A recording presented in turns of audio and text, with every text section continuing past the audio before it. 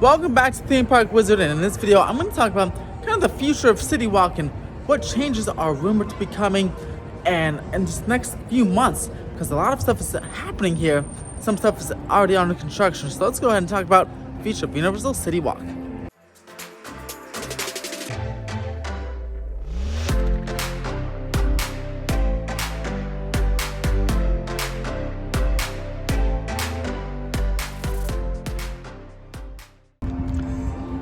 So the first thing, of course, is the Escapology. This is Escapology escape rooms. These are rumored to be opening in January per the company.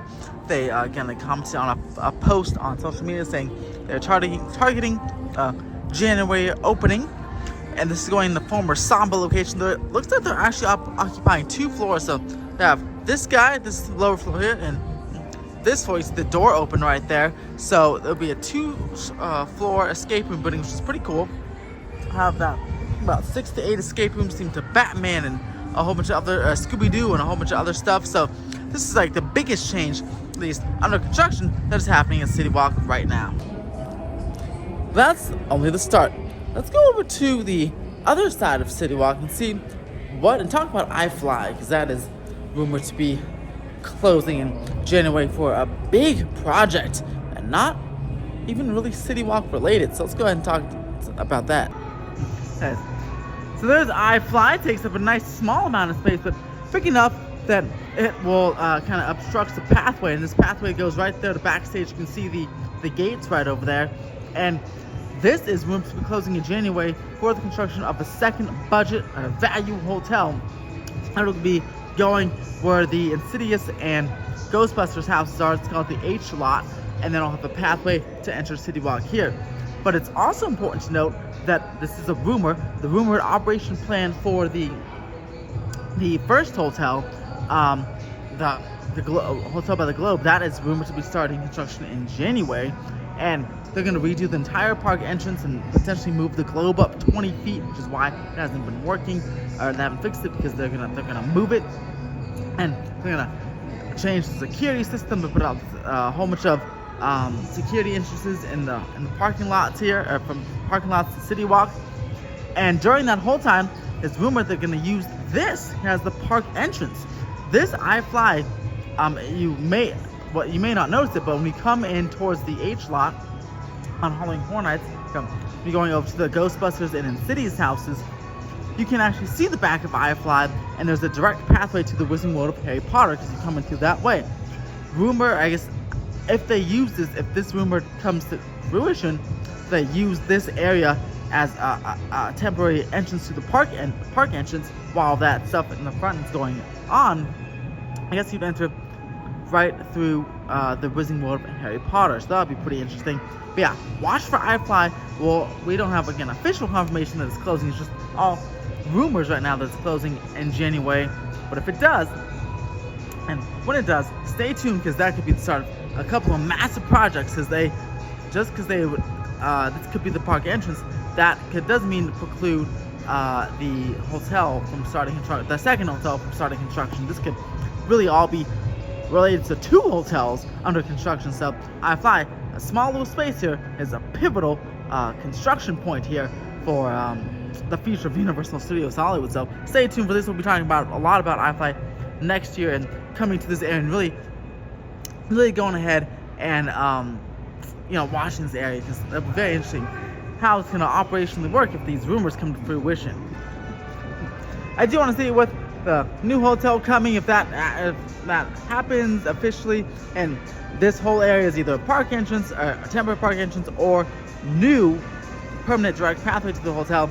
With that and Escapology, hopefully get some life to Margaritaville, and maybe they'll replace the Shoe Palace here, because this, as I've said in previous videos, this whole corner, it's kind of a dead zone for Universal Citywalk. It has the LED lights. It's good there, but it kind of fails with pedestrian traffic, is like the center Citywalk and the stuff towards the front of the park does. So it has the LED lights going for it, even with Margaritaville doing good stuff there, but there's just not a lot of people. So hopefully with the hotel back there, people have to come through here to enter the park. And then, with the escape rooms, hopefully those will be popular, and hopefully something will replace the Shoe Palace down below me. and well, that's carry storage parking. But yeah, shoe pallets down below me, and I think there's like a Raider store down there. If those two can go away, and because the Raiders not even part of, well, they're never part of, well, they're not even California anymore. So yeah, that should go away. And hopefully they can liven up this area, because yeah, this is a big building, this 2-story escape room. The one in Northridge, because the escape rooms are kind of insular, like they focus on the inside. There's not really, like, I've always said this should be a dance floor. I think that's what was before when it was Samba, or whatever was here. But I still think this would be a nice a red coconut club area with an outdoor dance floor. It's gonna liven up the area. The escape rooms, unfortunately, won't do that, but hopefully they'll add some outdoor seating here. Because when I went to the Escapology in Northridge, it wasn't very lively. I mean, it was lively on the inside escape rooms, but it doesn't really add a lot to the street atmosphere or, outdoor dining aspect. It's just like in a city. When you're walking along downtown area, there's a whole bunch of people packing the sidewalks, and there's outdoor seating and stuff like that. It really adds a lot to the area. But if you have a store that focuses on insular stuff, a lot of the action's happening inside, it really takes away from the street. And so imagine Citywalk is the street here, and there's 2 stories of escape rooms. It really creates kind of a dead zone still. So I hope that's not the case. I hope it livens up this area a little bit more.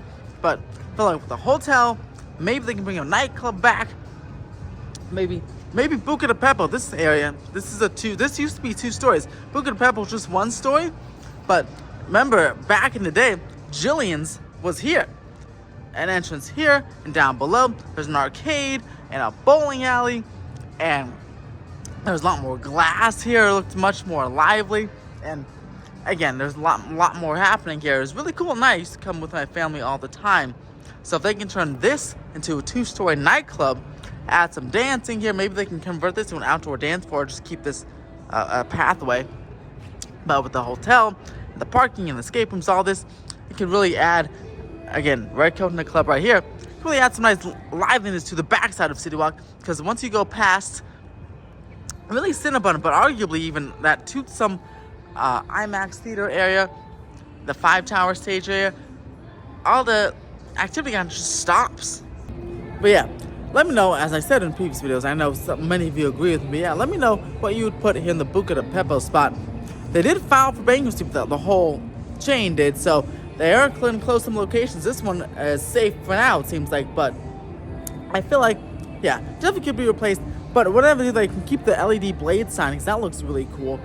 Still think a nightclub or some sort of nightlife would be good here. Keep Citywalk open till like 2 a.m. Used to close at 2 a.m. Citywalk, but now they close like at 11 or sometimes even 9. So very, very early. The COVID really ruined that, unfortunately. But hopefully, I'm sure Universal knows this. As you got to support in Margaritaville, so yeah, Raider store should go. But the Margaritaville, I mean, that would be a nice hip spot if more people went there. Just see, look, people parking ET or Curious Shores, and they come right over here, or they get dropped off. Can drop off over there. They get dropped off, and they go right streaming there towards Voodoo Donuts, and then the entrance to the park. And then when they come home, they just come over here. Nothing's preventing them, because you can even get to Curious George through there, so you don't have to go over here to get to Curious George parking. Look at the amount of people that are here versus the amount of people that are here. And this is just like 11 o'clock morning. The amount of people are just chilling here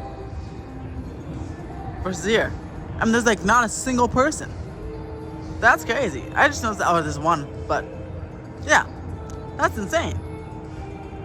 There's like 10 here. There was like 20 earlier, but they're walking. And none there.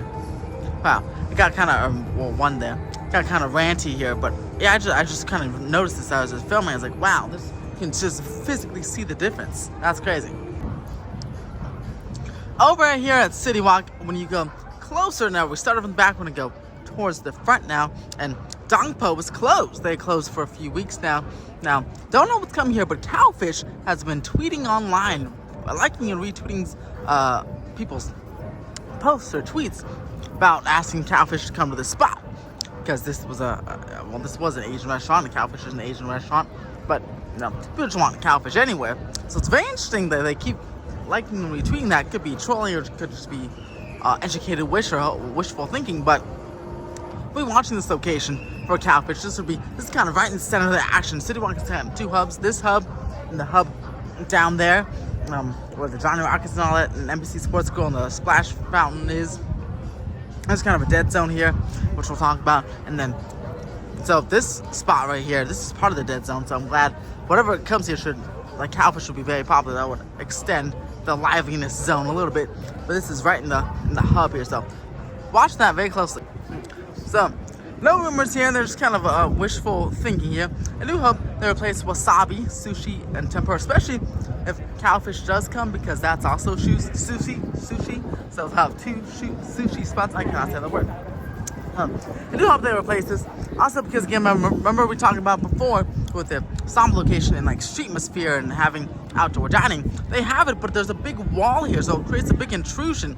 You can't, it doesn't add to the liveliness because it creates a massive wall. There's no one really ever sitting out there anyway.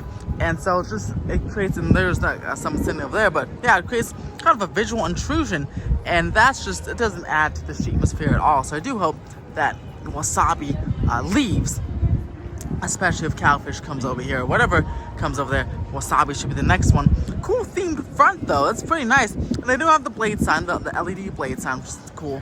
But yeah, there's just really ruining it here with the streetmosphere.